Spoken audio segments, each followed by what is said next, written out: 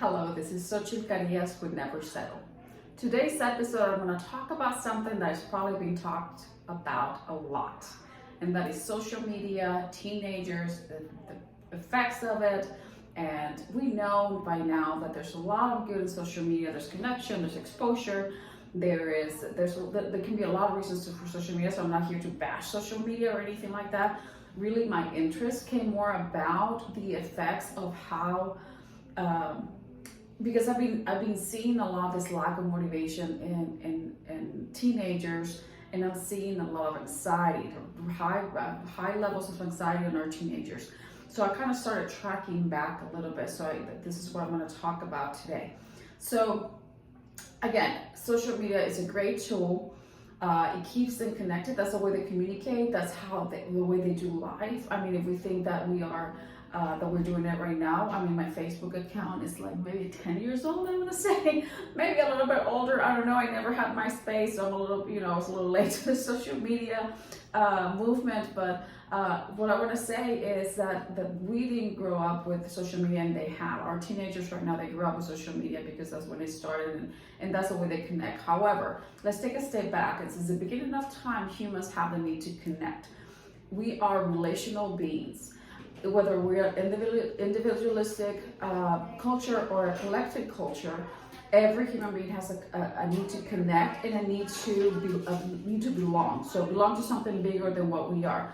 Belong to a group, belong to a sport, belong to a university, belong to, even as adults, we have this need and this drive to belong to a certain type of group.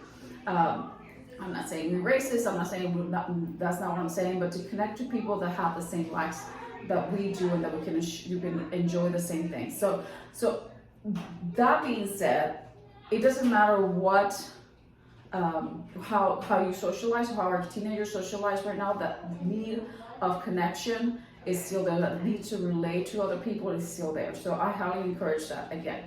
But my question, my topic today came about because I started asking my teenagers, not only my kids, but also the teenagers in my life, my clients, friends of my kids, and other kids, the kids of my school and things like that, about what do they think was the motive for this lack of motivation they're having, the lack of motivation to go to school, the lack of motivation to have conversations with people they never had before, the lack of motivation to have conversations with any other human being that they're not part of their circle. And so we kind of said, again, they didn't know that I was talking to different people about the same thing, to different teenagers, but they all had the same kind of train of thought. Not the same words necessarily, but the same train of thought. And they all brought up social media, which was interesting to me, because that's something that it's part of their life. And for them to express to me that was part of the problem, that was eye-opening. And some of the reasons that they gave me was about they're seeing this life that this celebrities are having, this YouTubers or these bloggers or these whatever they call it, the social media, TikTok celebrities and things like that. They're seeing the lives of these people, and it's sort of grandiose, and it is so out of the ordinary, and they have sort of adventures, and they have something new every day and things like that. And then they look at their life, and it's not that. They don't have the fame, they don't have the car, they don't have the popularity, they don't have the followers, they don't have the money, whatever it is that they're looking at. So because I see a lot of these teenagers that have this lack of motivation, feeling unhappy when they have nobody has a normal life, right? But they have a stable lifestyle, and they still have these feelings, and even more so, obviously, with a chaotic, who doesn't have a chaotic lifestyle, right? Or life at home. But what I'm saying is this lack of motivation to do anything to come out of that.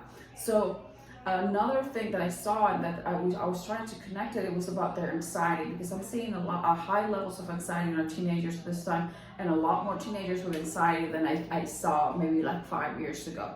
So again, the conversation, they brought about a conversation about social media, and about how, yes, because they see these people that are being extroverts in front of the camera, and they're having this life, and they don't have that, and they feel ashamed, and they feel guilt, or they feel this, or they feel that, and they feel like they need to be, they belong in a box that nobody should look at. Instead, this. So with one of the teenagers, I had this conversation, and we're drawing back, and I was explaining to him, like, I don't know all the celebrities, right, of social media, and I don't know, the Charli D'Amelio. I know she started dancing when she was little, and just the diligence of the people that make it to the top. And so I was trying to bring up the conversation, and I said to this person, I don't know everybody, but I know, for example, my girl Rachel Hollis, right? If you don't know who Rachel Hollis is, go ahead and Google her. She's big time. She's written books, and she's done all these great things, and she does great conventions and conferences for women to kind of inspire and motivate. So, and Rachel, I respect you if you ever watch this video, just top notch. But she started, and again, I kind of read through her story a while back. So, but I think she started with a blog about cooking and food and stuff and she talks about how it took her so long to get to where she's at, to get to where she can charge, I don't know, $1,000 for one of her conferences and things like that. So it took her a long time to get to that point. And one of the challenges that I did with this person, the person that was in front of me, was like, anybody that you admire that think they make it easy, or they makes it look easy, go ahead and research to see where that come from. And she mentioned the Kardashians, and we mentioned other names and things like that. But go ahead and do the research. And now, again, I don't know, I'm not the expert in all of them, but I bet there is always many tries before they make it to that point. And those are conversations that I want to have with my teenagers about, yes, these people might be famous, these people might make money out of this or that or whatever, but let's see how they got there. If that's not that they're necessarily their goal, but for them to not think that those people got there because it was easy, because they were lucky, and they're not lucky, and they don't have this luxurious life, and they don't have this many opportunities, and they don't have, because most of those people, and I'm gonna say most, made those opportunities happen to them. And so those are the conversations I want to open up with our teenagers that are lacking that motivation, and they're having those issues, and they're seeing this on social media again. So that's one of the connections that kind of surprised me about them, that they were the ones that brought it up as a problem to their mental health. Again, social media can be great, but it does affect some of their mood, their happiness, their anxiety levels. So thank you for listening. If you have any comments, please drop them below. Thanks.